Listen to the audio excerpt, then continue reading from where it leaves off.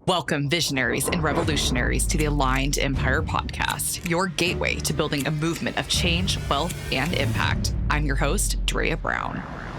This podcast is for the visionary woman who is ready to master the energetic frequencies of money, business, and herself, and is ready to expand into a frequency, life, and empire that mirrors her highest purpose. Together, we are rising up and reshaping the world as we know it, defying limitations and boldly embodying our highest selves. You're not just listening to another podcast. You're embarking on an epic journey. Hello, everybody, and welcome back to the Aligned Empire podcast. Today, we have a very, very unique speaker for you today. You guys know that I usually and typically interview women on the podcast, but we do have an incredible man here today who does have daughters. So he's very well versed in the women form of entrepreneurship. But he is, I honestly, just reading his bio is incredible. And I really know that you're going to get so much value out of just listening to his incredible wisdom. And so I'm just going to tell you exactly. So Paul Blackburn, he's an internationally acclaimed author and leader in the human potential movement. Paul has taught more than 400,000 people on 4 continents how to reach their personal and professional potential during 39 years as a success coach, author, instructor, and keynote speaker. Paul has trained 350 life and business coaches, held one of the world's largest firewalks, was appointed by the Australian government to its business advisory panel, is a partner in a multi-million-dollar business operating in over 100 countries, which are not related to personal development. So, Paul, holy cow, it's so nice to have you here. What an incredible bio. Thank you. Oh, well, if you've got 39 years to put something together, you should come up with something. So, mate, that's my excuse is, it's kind of, you look at this face, you go, there's got to be a lot of experience in there. And, I'm very proudly the father of 2 beautiful girls who, I feel like they were born a couple of weeks ago, but technically they're 37 and 35 years old. So that tells you how fast that can go. But what might be of interest to your listeners is that my boss is actually my daughter. So I've learned to tap into the feminine power and allow her to guide me in the direction that the business goes. And it's, it means we work together every day, which is kind of like, that's a gift from heaven if ever you got one. And our other daughter works with us as well. She does our writing. So I'm kind of, sometimes I say I live in the estrogen ocean. So got a bit of experience with the female entrepreneur, yes. What an amazing balance to be a man and then being supported by women as well. I could imagine that's why, another reason why your business is also very successful. I think that part of that is a blend of allowing it to go in both directions. A man supported by women, it doesn't really work unless women are supported by men. And in fact, women are supported by everybody around them, and men are supported by everyone around them. And, I think fortunately, the world is headed in the direction of we don't care about gender so much anymore. It's kind of like that's a much less powerful and important concept. And, I'm also proud to say that I have a niece who is now a nephew. So he went the whole transgender thing, and it was a delightful journey to go on someone and see that whilst they gender transition, they remain the same person. And for me, it was a powerful lesson about, our core and our spirit is something much bigger than the body we happen to be trapped in at the moment. We refer to our body your body's a bit different at the moment because there's 2 of them, but we talk about your body being your earth suit, and that's the thing that's the vehicle that you're in whilst you're here on this journey. And we should pay a bit less attention to how pretty we think it is or how under or overweight it is, and more to who we really are and how do we express that, and how do we find, rather than pursuing happiness, how do we find contentment and fulfillment and satisfaction and enrichment in our life? And that's ostensibly got very little to do with the outside world and a lot to do with the inside world. Absolutely. I could imagine the incredible wisdom that you gained from just going through that experience with, what you say, it was your nephew or your niece or? My niece became a nephew.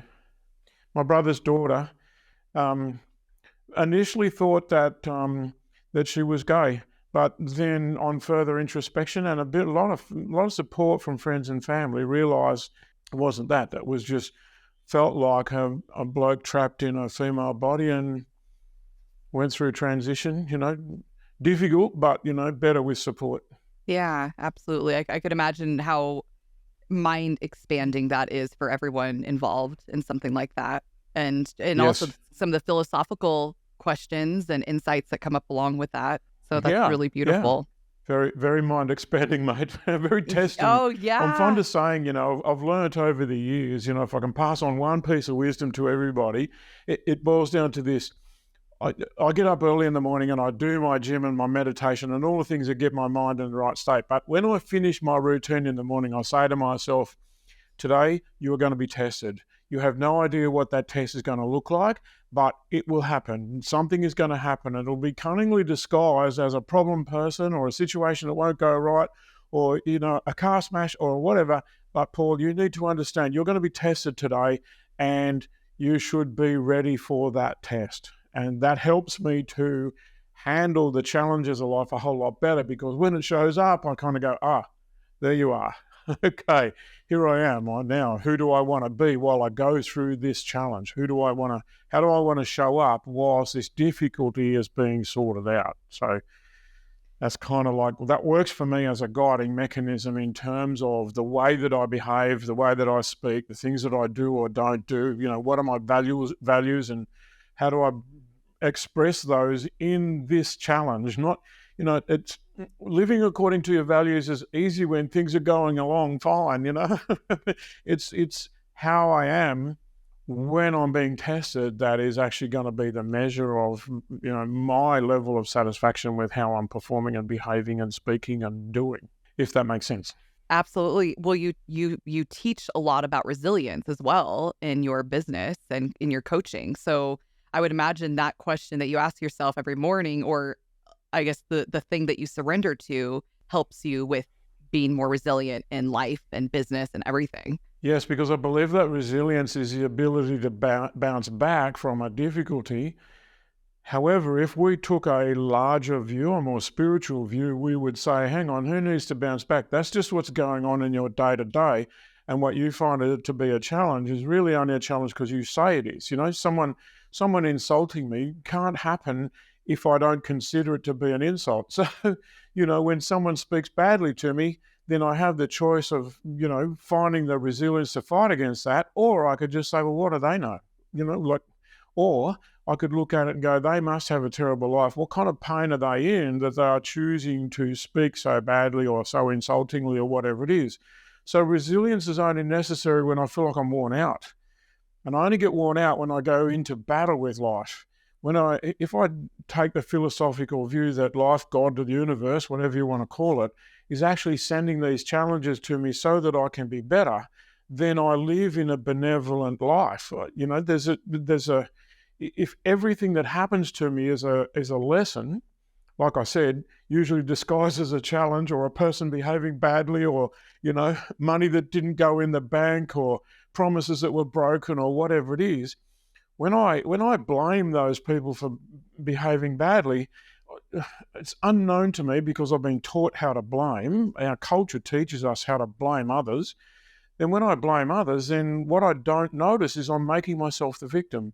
And victims, by definition, are powerless. So there's no chance that I can change it, impact on it, make it different, grow, handle it better next time. None of that's possible. So step one for me in understanding what this whole life on the planet is about is to understand, I think that, we're all fond of doing personal development and reading personal development books and going to courses and all those sort of things. But I think one of the things we should do is we should say to ourselves, life is the personal development seminar, and the books talk about it. The books kind of help you navigate this seminar, but life is going to send you the very next lesson you need at exactly the right time that you need it. Of course, you're limited temporal view is, no, not today. I'm too tired. I'm too worn out. Not this on top of all the other things. I'm just worn out. I've had it. I've whatever. In our culture, stress, overwhelm, pressure, those kind of things are all kind of very prevalent. And so it's easy for us to go under and go, oh, it's all too much. I'm worn out. I've had it. There's not another challenge on top of the current lot, so to speak. And that means that we've been fighting. And what I'm going to suggest is, if you're fighting, if you're battling, and there's a big movement out there to say, go for it, push hard. I'm more a fan of, that's grunt power and it's good. And there's times when we need push energy. There's other times when we need to just let ourselves step into flow and understand this is actually perfect. It's not going to be perfect until after I get through it, if that makes sense. I've got some examples if you'd like them. Yeah, absolutely. Well, it sounds like a lot of your practice and probably a lot of your coaching as well is about surrendering to the flow. And so how do you find that balance of surrendering, but then also knowing when to push? For me, I think the thing that works for the most people, in other words, I don't really have a personal philosophy that I propagate. What I do is I say, look, I've taught a lot of people now what works for most of them. And that's the only thing I'll teach. And so what I see works for most people is to refocus. In other words, what happens when I'm struggling, I'm focused on today. So if I'm telling myself don't eat the chocolate cake, it's about the desire for now. But if I focus on my big picture in life, and I want to live to be 100 and be fit and healthy and contributing to our culture, so I don't want to be 100 years old and in a wheelchair and not know who I am. I want to be full of beans. So if I'm going to be 100 years old and be a fully functioning, contributing human being who's loving their life, then I will have to avoid the chocolate cake today. It's easy for me to avoid the chocolate cake today, or in my case, the beer or the whatever it is. It's easy for me to go, typically what I'll do is when I've had a hard day or a long day or a testing day, then I'll say, I deserve this beer, I've earned it. And, I think there's a truism that says the beer you've earned is the one that tastes better anyway. If you're against alcohol, of course, that doesn't make any sense. So the cake I've earned, most people fall off the wagon because they've been on the wagon for so long. And that's because they're sustaining their focus short term. When I say to myself, but I want to live to be 100, that means no beer during the week. It means no cake today, because if the desire for the cake is now, then I can change the desire by looking at, but what do I want long term? Well, I want to be fit and healthy and contributing to my grandchildren's life. So what I need to do instead of having the cake is go for a walk around the block, or take a trip to the gym, or read something positive and uplifting. I need to do the thing that's going to create the 100-year-old, not the thing that's going to create the sugar-loaded, sagging, dragging, energy-depleted version of me. So for me, it's a question of, can I focus on the bigger thing rather than the smaller thing? Because the smaller thing can be overwhelming. If you look at compulsions are all about, what do I want now? Absolutely. And would you say that contributes to a lot of your business success, is looking at the bigger goal, looking at what do I want to leave a legacy in the world? Yes. I think that businesses that aren't driven from your big why, all they do is make money. And whilst that's a very desirable component of a business, in fact, a business doesn't last if it doesn't make money. So if you want to keep doing what you love to do, then you'll have to be financially successful. But that kind of needs to go without saying, because it's very possible, and you don't have to look too far to find people who've made a lot of money, but they haven't found what they were looking for. And, there's still a hole inside them. They're still empty. They're whatever. I live on a marina, so within 30 meters of where I'm standing at the moment, for you guys in empirical, that's like within 100 feet of where I'm standing at the moment, there are at least 25 boats that are like more than $3 to $5 million boats each. And the people who own those boats rarely use them because they're so busy working to pay for them.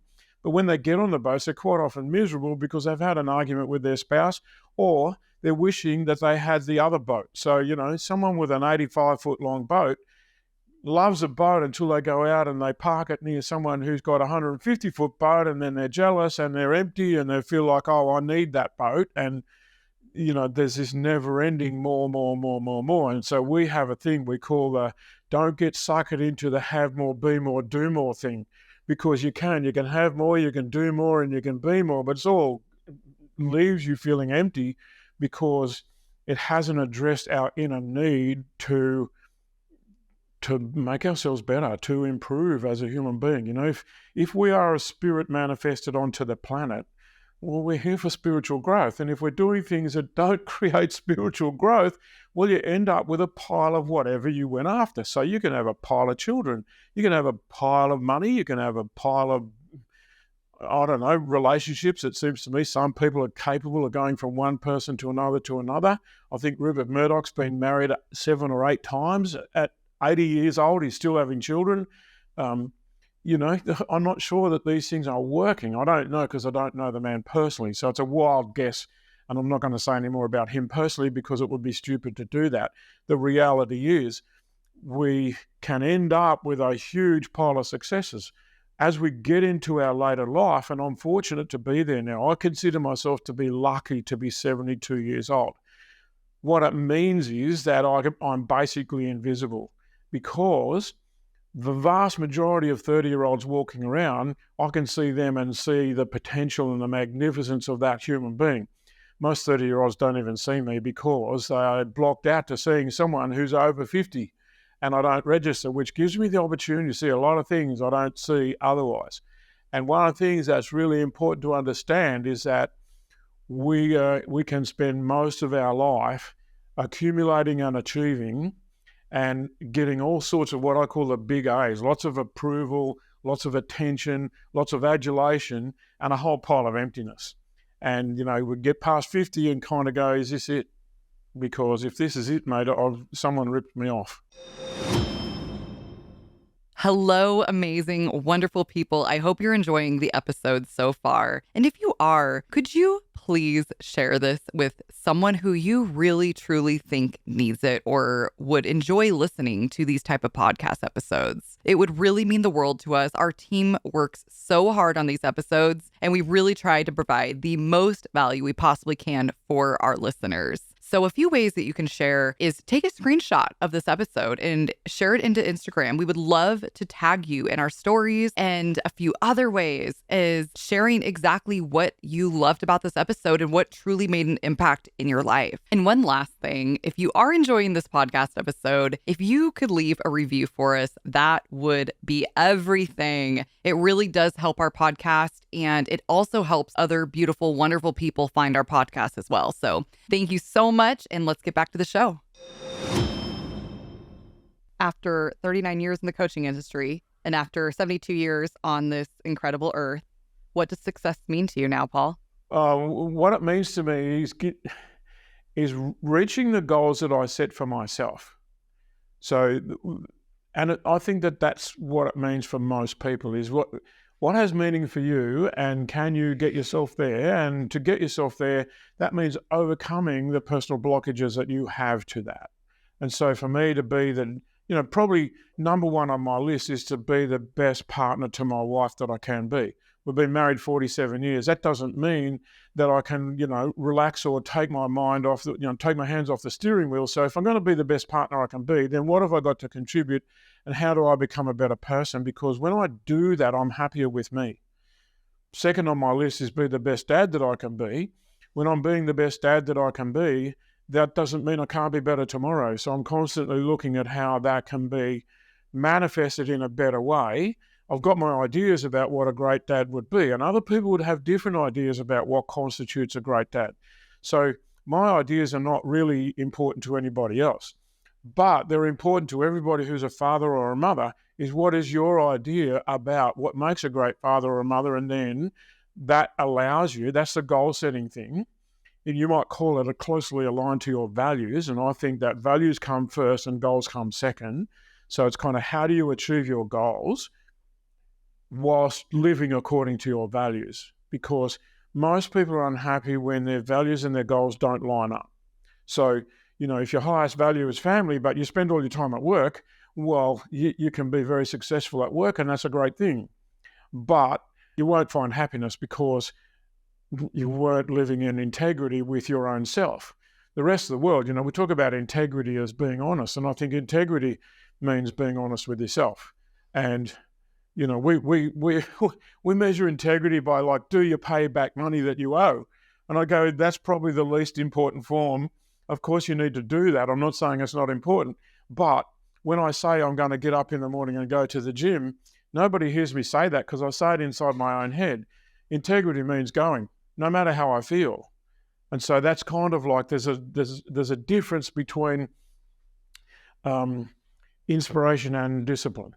And so inspiration and motivation happens when you feel like doing it. Discipline is when you do it whether you feel like it or not. And so I don't go to the gym because I enjoy it. I happen to use it as a meditative action, but I don't go there because I get off on the gym thing. I go there because of what it does for my mind in terms of how I'm going to tackle the day. So I have a routine that I go through, which includes meditation and spiritual reading and those kind of things. By spiritual, I don't mean the Bible. I mean anything instructional and inspirational, rather, but not how to build a deck on the side of your house, not how to build a business, the how to be a better person kind of thing. So I have my routine in the morning, but that's designed to get me in the best possible state to handle the day, because the day's going to send me some challenges, and how I handle those challenges depends on what kind of condition I turned up in the first place and how I got through that first challenge. Did I get nailed and perform badly, or did I act according to my values and perform well or better? I'm not sure if I'm making sense. I know, absolutely. And I was just thinking, because you teach about motivation a lot. Obviously, that's a huge thing in just life in general. And then you talk about something called the motivation cycle. So I'm guessing this has something to do with the motivation cycle. So I'd love for you to dive deeper into that. Well, there are two cycles that go together. So if you can imagine this, if you draw a figure 8 sideways, like the infinity sign, then the motivation cycle is on the right-hand side, and it's when we take enough action to get motivated by what's going on. So there's a secret to motivation, and that is it shows up after you get into action. Most people sit around waiting to feel motivated, and trust me, motivation is not walking down the street, knocking on doors, asking, can it come in? So we get motivated after we see some progress. We get started on something. If I've got to clean out the shed in the backyard, I can sit around on a Saturday till 2:00 in the afternoon saying, I'm going to get started soon. I'm just going to finish this cup of tea, just finish this email, just finish this scroll on Facebook, which has taken an hour and a half of time I didn't have, or whatever it is. And I can feel that I'm not motivated to clean out the shed. But eventually I realize my wife's coming home from her girls' day out. And so around about 2:00 when she's due home, I go, shit, I said I was going to clean out the shed and I haven't. So I get out there and I get my arse in gear and I start cleaning out the shed. And after I've been at it for half an hour to an hour, I'm all excited about the progress I'm making. And I'm wishing there was more hours in the day so that I could keep going, because the sun goes down and I haven't got the shed done. I'm half done and I'm all excited about it. And there's no lights out there and I'll be working in the dark. And so I get frustrated and I go, how come I got motivated at the end of the day? And I think it's got to do with the time of the day.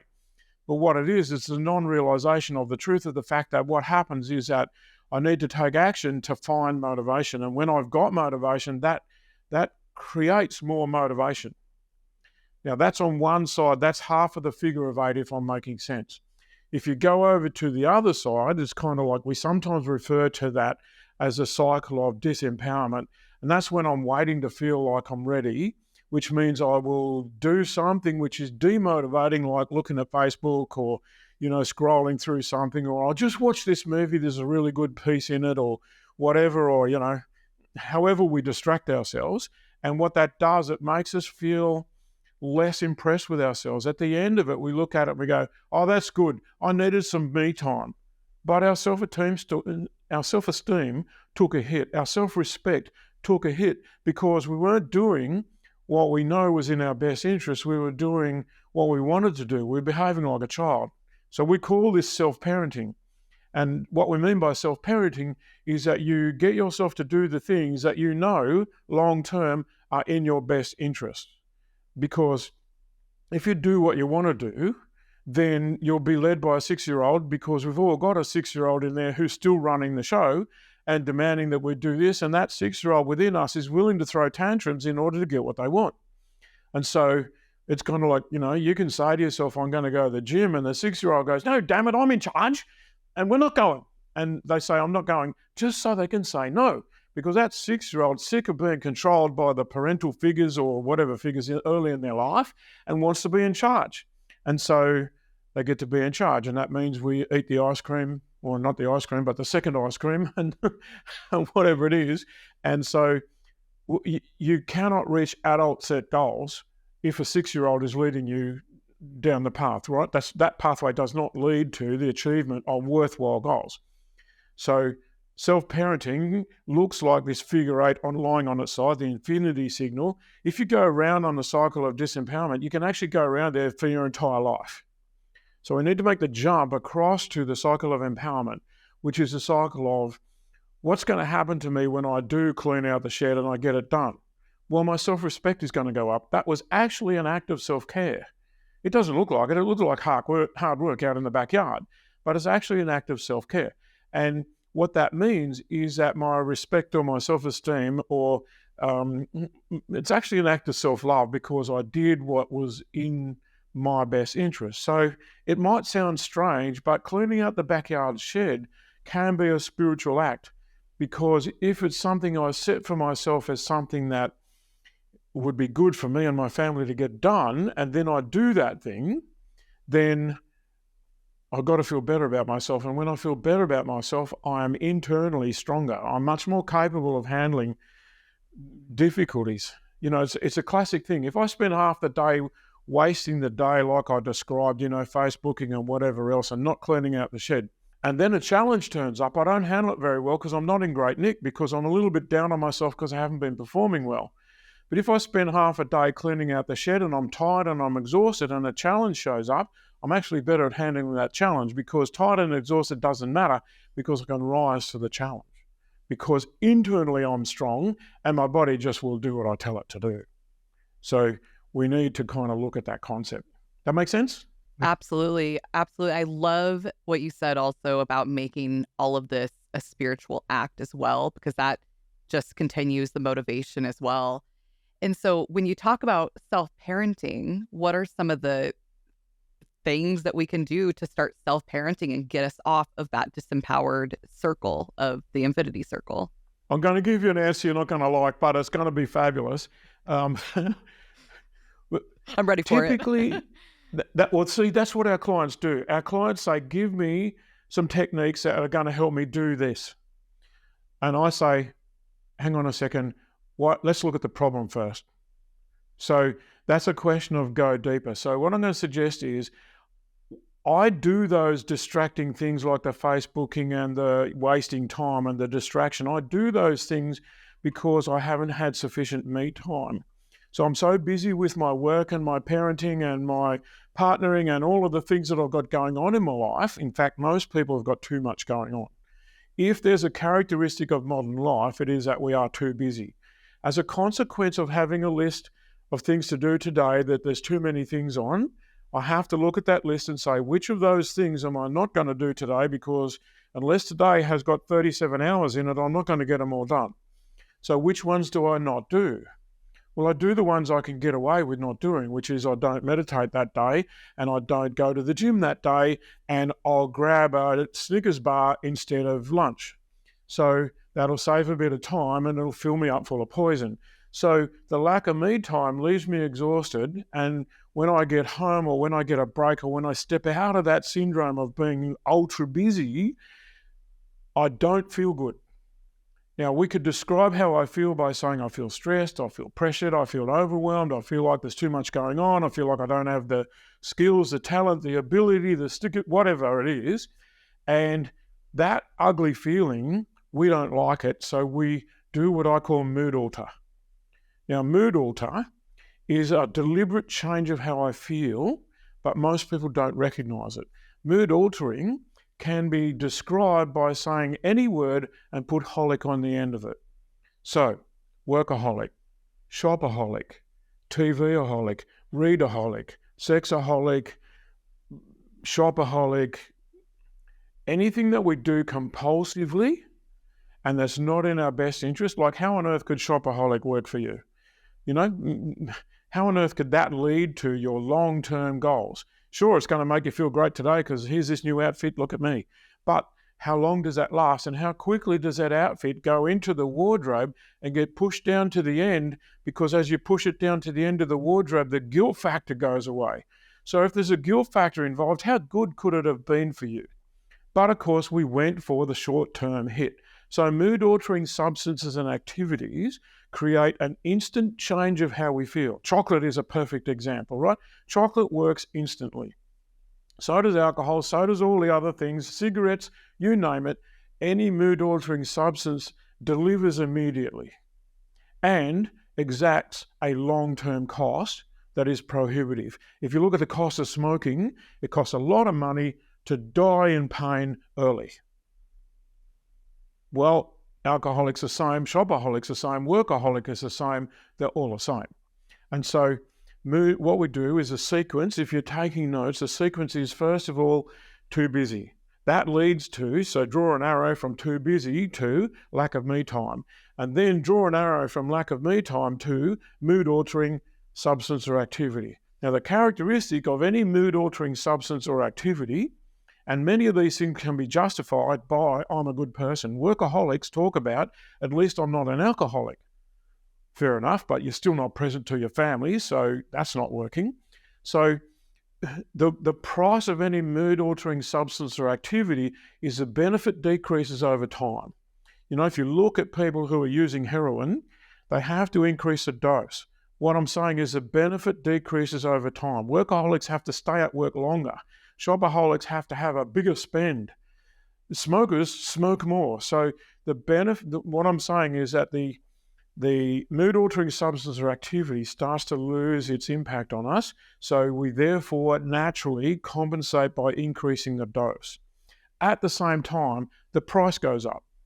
So we're paying more for something that delivers less.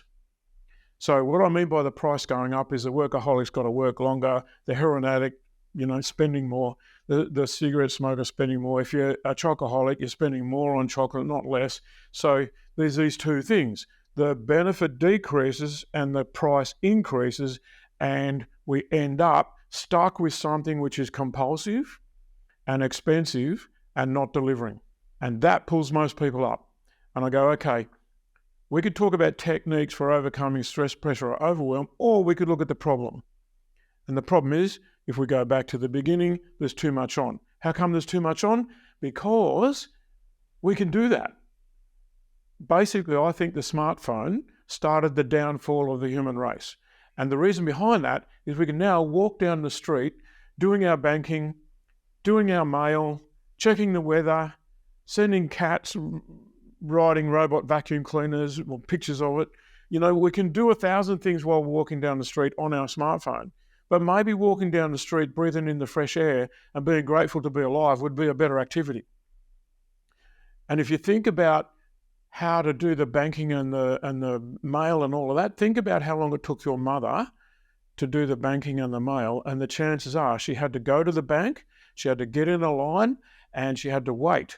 And perhaps that 5 minutes in the line was very spiritual refreshment because a rush was taken out of it. Maybe she got talking to someone else in the queue who turned out to be a friend or had some advice for her, or she just felt connected to her community. And then she walked down the street to the mail and the post office and a similar kind of experience. And so we can do a million things in a day, but are those things that you would put on a list of pleasurable activities? Like, did you ever see someone get up in the morning and say, I'm looking forward to a day of banking and mailing and checking the weather and all sorts of stuff that makes me busy and unfulfilled? I don't think so.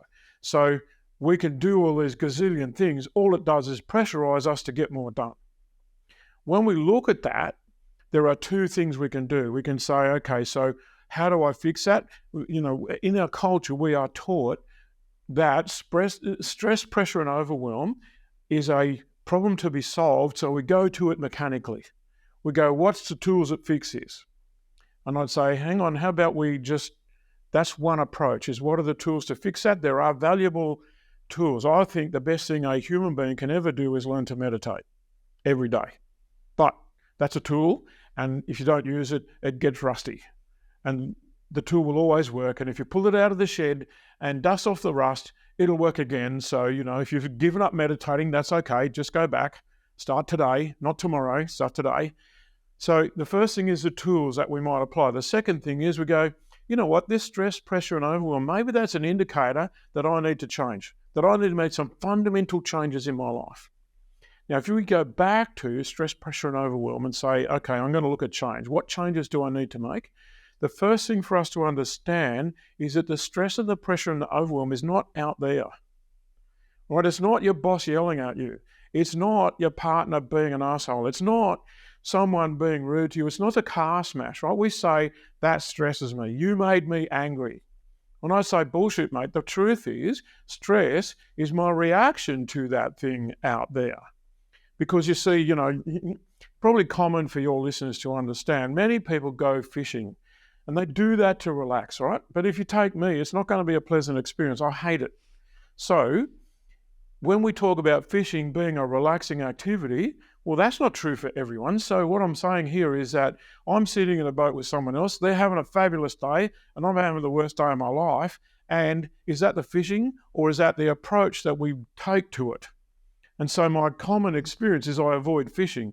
What I could do is I could wake up to myself and I could go fishing and change my mind and think, how good is this that I can be out in the sunshine or the rain, whatever's going on, and I could enjoy the fact that I live on this perfect planet in this perfect time and I've got some space to myself, and if I'm lucky, no fish will bite and I won't get distracted. And that would be the change of mind that changes my experience, but the experience itself is no different. And so the thing for us to understand is if you're feeling stress, pressure, or overwhelm, and I understand a lot of your clients are coaches, so maybe we're talking about their clients and their clients feeling stress, pressure, and overwhelm. The two approaches are, what are the tools? Yeah, fair enough. But what are the changes you have to make so that this stress, pressure, and overwhelm can be eased? And if we go to look at that, and you heard what I just said about the fishing and stress is self-induced, really what I'm saying is stress, pressure, and overwhelm are 100% self-induced. What that means is you don't have to be stressed. As I said before, maybe 20 minutes ago, someone can insult me, but if I don't take it as an insult, it didn't happen. So it's up to me to interpret that. Eleanor Roosevelt said, no one can put you down without your permission. So if we bring that level of interpretation to something, or we look at stress, pressure, and overwhelm and all the other things we've got going on, then they are fear-induced. If we say, why am I stressed? Why am I feeling overwhelmed? It's because we are afraid that it's all going south. It's all turning bad. I will not survive. I will not cope. I'll perform badly. This is not how I like it. We're actually secretly suffering from a fear that we haven't identified. And I thought your listeners might like to know about the 3 unidentified fears. Would that make sense if we did that? Absolutely. Yeah, let's go that direction. Absolutely. Okay, so I wish I could tell you that I invented this, but it's actually an ancient Buddhist concept that's about 10,000 years old. So Amazing. I'm not the originator of this, but they call these the 3 ego fears. And ego fears is a clue to they're not real. But let's look at them anyway. The 3 ego fears, just briefly, are the fear of the unknown, the fear of emptiness, and the fear of intensity. If I describe each one, then perhaps your clients can see this happening with their clients. And so the fear of the unknown is, I'm afraid of what might happen. I'm afraid that it could go badly. People could get hurt. I could get hurt. I'm afraid that I will not be able to prepare for it. I'm afraid that I'll underperform because I'm not ready for what took place and I'd like some warning about it. It's kind of like I said to you before we started, your listeners wouldn't be a bit aware of this. I said, what do you want me to talk about? That's kind of like me getting prepared because I don't want to mess it up, right? So that's a version of a fear, or it's nailing a fear, so to speak. The fear basically doesn't really exist. I'm making it up. I'm saying, I'll be better off if Dre tells me what to talk about. I won't be. I need to get into my flow and let it come. So the fear of the unknown makes me want to get ready and all of that sort of stuff. So typically what happens is when we're suffering from the fear of the unknown, we try to predict what is going to happen so that it becomes known. Now, you're probably not old enough, Dre, but back in the year 2000, in the lead up to the year 2000, there was a thing called the Y2K bug, and all the computers were going to stop because they couldn't be programmed to operate from 1999 to 2000. I don't know what. But anyway, the predictions were planes were going to fall out of the sky, the food chain would disintegrate, there would be mayhem and civil war and, all the rest of it. So those were the predictions from the fear. My mum and dad, being older, were more prone to fear, so they went out and bought literally thousands of cans of baked beans and stored them in the garage. I'm talking about truckloads, thousands of cans. And so I think we're still eating baked beans. When we go to their house, I think we're still eating baked beans from the year 2000. Oh my gosh. And that's typical of what we do, is we react. React means to reenact, all right? So it's reactionary. And fear does that. Fear makes us be reactionary. And fear-based decisions are just shit on a stick, right? They always go bad because they're aimed at trying to stop something happening that may not ever happen anyway. Like someone with the fear of speaking in public is actually got the fear of the unknown. They don't know whether they're going to get ridiculed, rejected, criticised, tomatoes thrown at them. You'd be amazed at what people with a fear of speaking in public, what they imagine. And this is characteristic of fear. So if we just go sideways for a second, the thing about fear, for fear to operate, you have to be using your imagination. You have to go into the future, create a fantasy in which you are the victim, bring that fantasy back into the present day and terrorize yourself with it. If you understand that concept, then you'll understand that the fear of the unknown is me being afraid of something that I'm making up. And it's probably never going to happen. And so most people who have a fear of speaking in public, when they get in front of a crowd, they actually don't wet their pants, they don't fall over and faint, they don't say something embarrassing, and they don't get tomatoes thrown at them. So those are very rare experiences that never really kind of happen. And so what happens with the fear of the unknown is it stops us doing something that might be dangerous or could go bad. So we won't go and learn how to speak in public because it could go bad, so let's avoid that. And so most people allow their fears to make their decisions. We're not going to go and learn how to overcome our fear of heights because it could go wrong.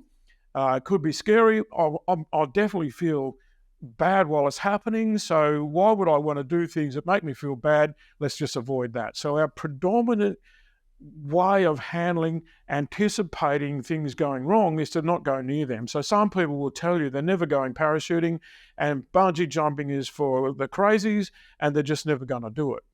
If you look at bungee jumping, people fit into two categories. So, bungee jumping is basically done in tourist places.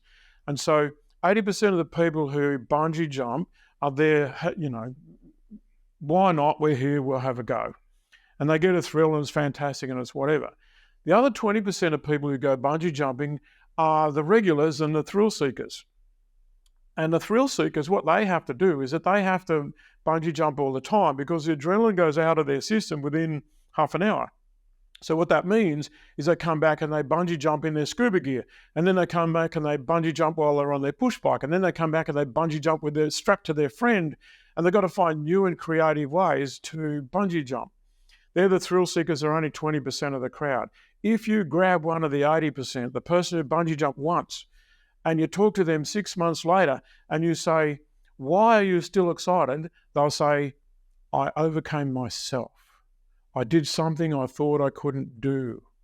And that's why bungee jumpers will never push you, because you have to jump yourself, because you can't have the victory if you got pushed, but you can have the victory if you jump. And they'll tell you that. And so the most exciting thing a human being can do is the thing that they thought they couldn't. And so when I say I can't speak in public and then I go learn how to do it and I have a go, I'm thrilled about that for the next 2 years. Everybody else goes, oh, Paul just gave a speech. And they don't understand. So when we're working with people, what we need to understand is the easiest way to retain clients for a long period of time is to get them doing the things that they don't think they can do. Because when they do, then they are thrilled with what they've done, they're excited about their own potential, and they get adventurous about what's next. And that becomes a self-propelling thing. What's next? What next? What more could I do that I thought that I couldn't do? And their world opens up, and suddenly the world of opportunity jumps in front of them, and they start to consider things that were previously not possible. Now, I've only spoken about the fear of the unknown. So the fear of the unknown, we kind of try and cure that with predictions about, possible disaster or success or whatever. And our world is kind of driven by that. So, school teachers say, if you don't do your homework, we'll give you a detention. And it's the fear of what's going to happen in detention makes us do the homework. Parents will say, if you don't empty the dishwasher, we'll send you to your room. And it's the fear of being alone in our room that gets us to empty the dishwasher. So we live in a fear-driven culture.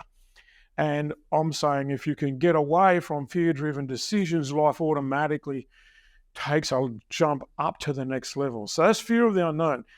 Fear of emptiness is a fear that there is nothing to me, that I'm just a collection of atoms and that I'm a cosmic joke. And when I die, there's nothing left. And, there's no afterlife. There's no deep characteristic thing that I can bring to life. I have nothing to offer life on the planet at the moment from a point of view of how is my life and my experience a contribution to the world being a better place. And that terrifies people to the point of going and finding something to fill it up with. And so I think the fear of emptiness is a propeller of most of the religions, most of the cults, particularly the cults. So let's just leave that because it's kind of, we could go down a rabbit hole there. If you look at the fear of intensity, this is the second most popular fear. In other words, the fear of the unknown is by far the most popular fear. When I say popular, what I mean by that is I think at least 50% of human beings who are suffering from a fear are suffering from the fear of the unknown. Around 30% are suffering the fear of intensity. Fear of intensity is, this is all too much. Now, we've actually been talking about this when we talk about stress and overwhelm and panic and that kind of stuff. The fear of intensity is I don't have the skill. I don't have enough time. I don't have enough money. I don't have enough talent. I don't have enough knowledge. There's too much to do and not enough time to do it in. The demands on me are too great. It's all too intense. I can't even keep up to speed with my relationship. My partner's demanding. My children are demanding. What about me? And so the fear of intensity drives us as well. And so that the fear of intensity is kind of in a roundabout way the thing that is the indicator or the deep-seated cause of stress and overwhelm and panic and pressure. So if you understand that, then we can say, okay, so those three fears, and I've kind of gone hard on the fear of the unknown and not so hard on the others because they really deserve a bit more time each and we haven't got it. So when you think about those three fears, they're called the ego fears because I actually described how life actually is. We can't know what's going to happen tomorrow. It's impossible to know what's going to happen. And the beauty of that is that if you can embrace the fear of the unknown, well, you can have miracles. If you can embrace the fear of the unknown, you can have mystery, you can have magic, you can have life being, you can end up very often saying, hey, it all turned out better than we thought possible. So the next level in life is beyond our imagination. And it can't happen until we embrace the concept of the unknown. Mary, my wife, and I, we went on a holiday to Italy a couple of years back and we hired a motorbike and we just rode around and we had no agenda. So we'd wake up every morning, have breakfast. Where do you want to go today, if anywhere? North, south, east, west, or will we stay here? And it was just a magical holiday because there was no known thing. There was no bus to catch. There was no plane to arrive for. There was no people we had to meet. There was no thing that had to be done. The complete lack of an agenda meant that we're in the present moment most of that holiday. It's the longest period of time I've spent in the present moment on a daily basis, all day, every day. And it was because we're in a strange place and we didn't know what was going on. We had to be aware. I had to be aware because they drive on the wrong side of the road. So it's constant awareness. It's constant being pressure. the way they drive is kind of like lunatics let loose. So it's all fine for them. They get it, right? But I had to tune into that. So it's cool. And it actually works. If you ever end up in an Italian roundabout where there's 25,000 cars, they make it work. But you have to change your fixed set of mind about how it should be done and get it into that state of mind, and then it works beautifully. So that holiday was a fantastic holiday. But when I say to people, I'm used to talking to crowds of 200 or 300 people on a weekend, and I'll say, was this a good holiday or a bad holiday, without telling them my interpretation. I'll just say, we hired the bike, there we go, no agenda. Good holiday or bad holiday, half the room says great holiday and half the room says terrible holiday, because they're imagining all the things that could go wrong. And they're saying, oh, what if it rains? What if you fall off the bike? What if you get in a car smash? What if you arrive at a place and your booking was no good? And they just imagine all the disasters. And I'm going, whether you're imagining success or whether you're imagining failure, it's all bullshit. It's all 100% imagination. Just let it happen, because if you understand the present moment is the point of power, then you have some influence. Whilst you're imagining success or imagining failure, you're just a passenger and you have no capacity to impact on what's going on. So the fear of the unknown is actually the gateway to freedom. It's the reality of life, is that we can't know. So if we could turn it from a fear of something into the magic of life, and with the fear of the unknown, if I can embrace the idea I've got no idea what's going to happen next, magic and mystery turn up. If I can embrace the whole idea of emptiness, there is nothing to me, I can write my life the way I want. I've got a client who's still suffering from her husband kidnapping her and the kids and taking them to Japan. Literally, she was imprisoned in a hotel in Japan. She was there for 3 years. And I say, is this traumatic? She says, it was while I made it traumatic. She said, but then I realised I could be whoever I wanted to be, and I decided I was going to earn a few dollars on the side by teaching English, by going into a room and holding things up and saying salt shaker, plate, knife, fork.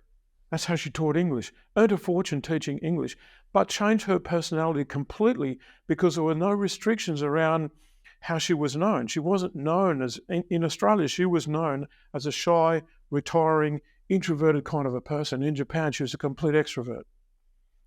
Now, what happened? It wasn't the country. It was a change of set of mind. Just go, okay, I have a clean slate here. I can be who I want. Okay, who do I want? And I'm going to suggest to your clients that that's a beautiful exercise. If you take your life and just, get a clean sheet of paper, start with that. And go, okay, well, if I'm starting again, where do I want to live? What do I want to do? How do I want to bring forth this spirit in myself? So that's the emptiness being the gateway to freedom, rather than, what if I am nothing? What if I mean nothing? What if I, blah, blah, blah, blah, blah. You look at fear of intensity, most people suffer from the fear of intensity, and it shows up as that stress and pressure and overwhelm that I talked about. We can look at that and go, what an adventure. I have the opportunity to write a book on my phone if I wanted to. Nowadays, I don't even have to write it. I can dictate it. I can have a ghostwriter come in and just do an interview with them, and they can turn it into a book. And they're like, no, when in history could that have happened? So all of this wonderful technology that's turning up that liberates us. I'm a massive, big fan of artificial intelligence. Why? Because it liberates us from mundane work, and it allows that stuff to be done automatically in the background. In the old days, people saw steam trains turning up as a method of transport and thought, that's terrible, I'd rather go on my horse. And go, okay, fine, you can go on your horse, but it's going to take you a day to get to the place a steam train could take you in an hour. And if we could embrace the change as being positive, if we work with it, if we turn it that way, if we choose to go in that direction, then we can make the fear of intensity into the magic of possibility. And when we do that, the fears go away, because the fears were imagined in the first place.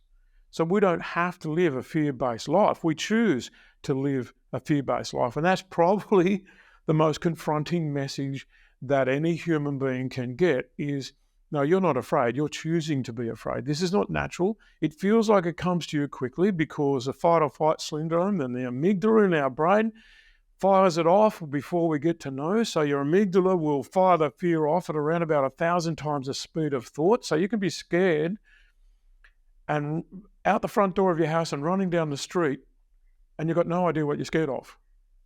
Because the fear in particular, but all emotions, will fire off around about 1,000 times faster than thinking. And you can find yourself running down the street scared, getting away from something, saying to yourself, what am I running away from? What am I scared of? Oh, actually, I don't know. Oh, okay, let's just hold still and figure out what's going on here.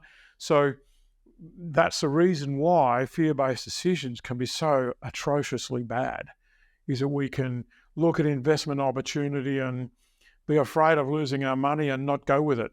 And, I've got friends who bought Bitcoin when it was $1 for one Bitcoin. And they weren't afraid because they bought $10 worth. And because they weren't afraid, they bought $10 worth.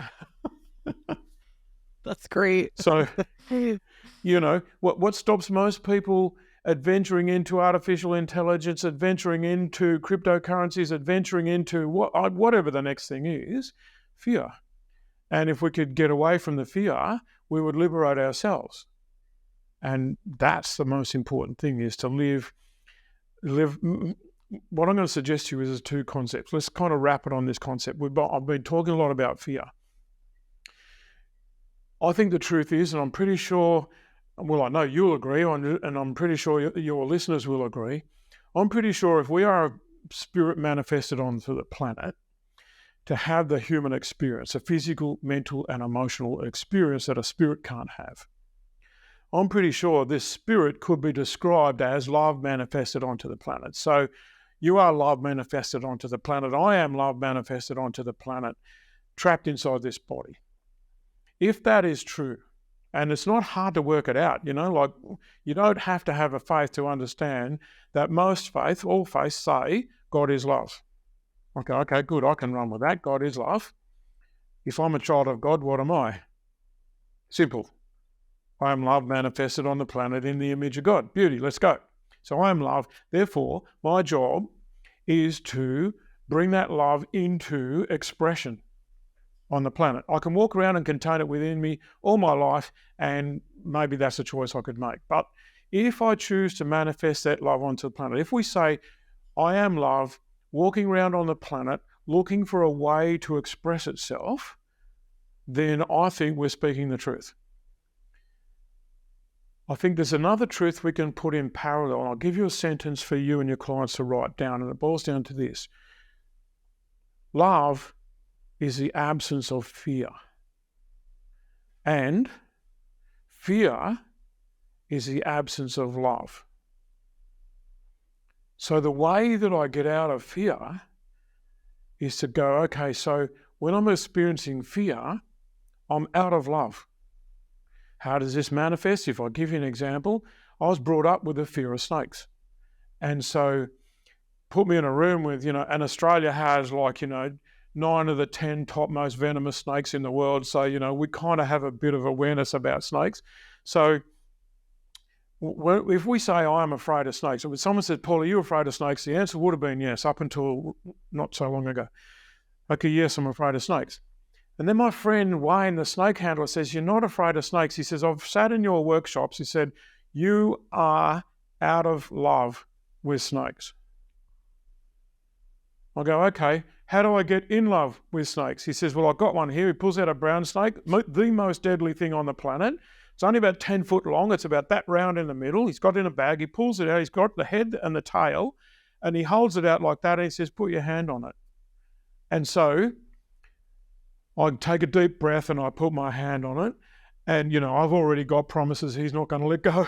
So I put my hand on it and he says, breathe. And I'm breathing and I'm panicking, right? And he says, come into the moment. Right? This is one of my students teaching me that I should shut up and come into the moment. And so I shut up and I come into the moment, and what I feel is something beautiful, because I can feel the muscles moving under the skin. The skin is silky smooth. It's not slimy, it's just beautiful. And I recognized I got my hand on one of God's creatures, and I've been choosing to think it's a manifestation of the devil because it can hurt. And so I recognized I was out of love with snakes. And so he said, yes, Paul. He said, you have a lack of love for snakes. He said, can you find it? I said, I think I have. I said, I still don't want to play with them. But I'm no longer in fear because I'm in love. I can see the beauty. Looks pretty ugly up that end, but I can see what you're talking about. Does that make sense? Absolutely. And I love the simplicity that you put into this as well. It's like we don't have to make this so damn hard. It can either be it's love or it's fear. And which one is it? Love or fear? What I'm going to suggest to you is if you want to go to the deepest level, that's a profound understanding. It's love or fear, right? You can bring that, anyone can bring that into their life and use it as a guiding mechanism. We can go one step further. It's love or it's not love. It's love or the absence of love. So powerful. It's so powerful because anyone can ask that question and you'll get anyone that answer right away. Question at any time. You know, when I'm talking to my daughters and I want to give them some advice, I have to say to myself first, am I speaking with anger and worry and concern, or am I speaking from love? And if it's not coming from love, don't say it. This is like the perfect wrap up for this entire conversation because I think that is so powerful. And I think so many people make this so complex and too confusing, and everyone has fears. I asked my email list about 2 to 3 years ago this quiz. I gave them a quiz and I said, what's the thing that's holding you back the most? And 90% of people said fear of something. And I was honestly, I was surprised. I shouldn't have been, but I was really surprised.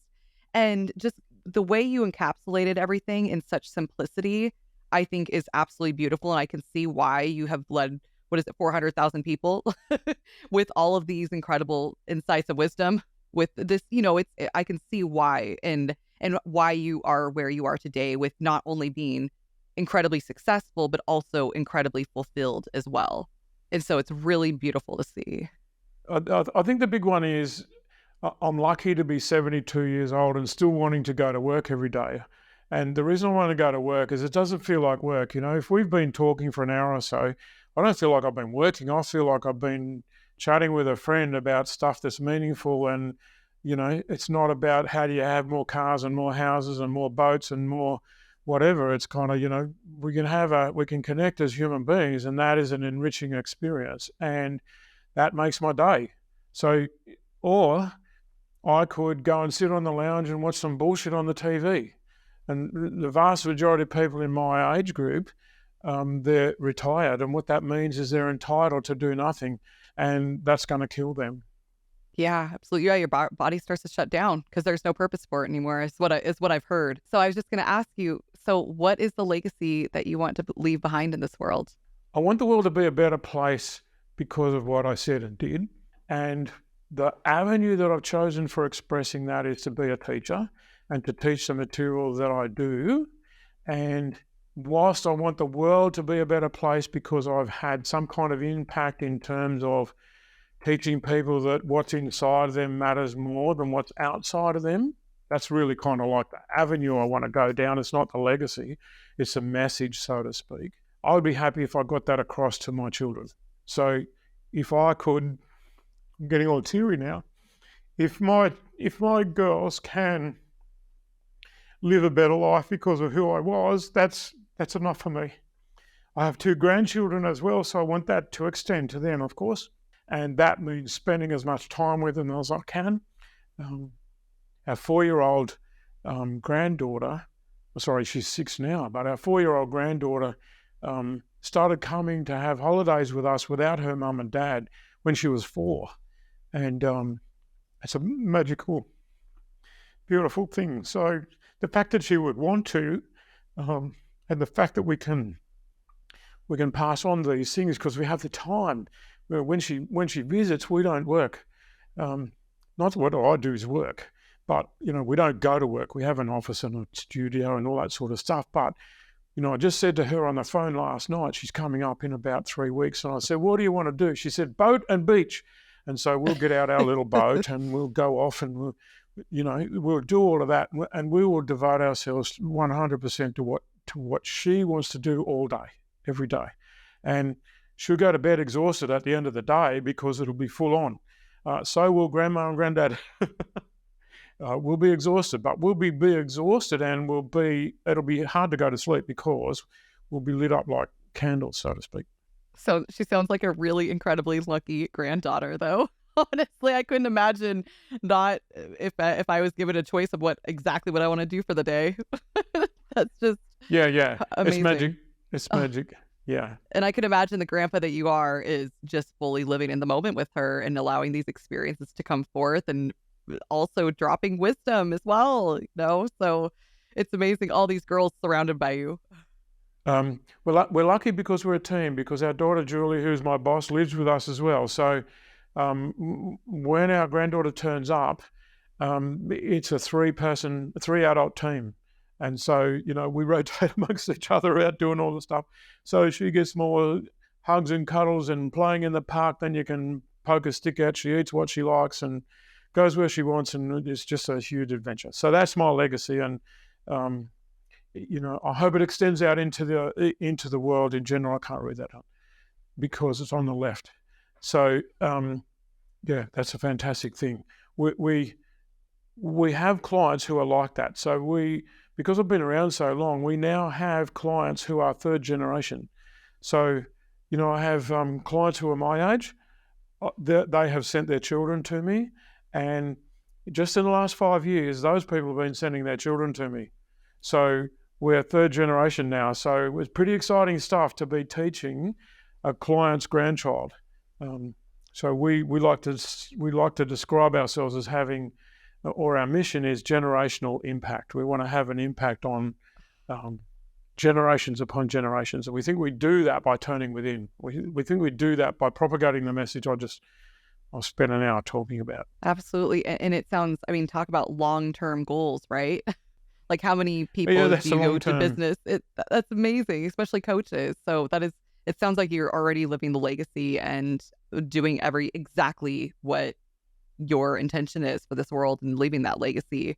So thank you so much for being the person that you are, Paul. And before we spoke, you said that you had a free gift for my audience. I do, because I identify so much with your audience. I think that we're kind of like a perfect match. I thought that they would like a bundle that I call the 5 Keys to Becoming Unstoppable. And it's a bunch of videos. There's 5 of them, of course. And just to describe them briefly, one of them is about ending procrastination, because that seems to be the world's #1 sport. The second one is about how to get unstuck from places, because no matter how high you go, you'll find there's levels you get stuck at. So how to get unstuck applies to pretty much everybody.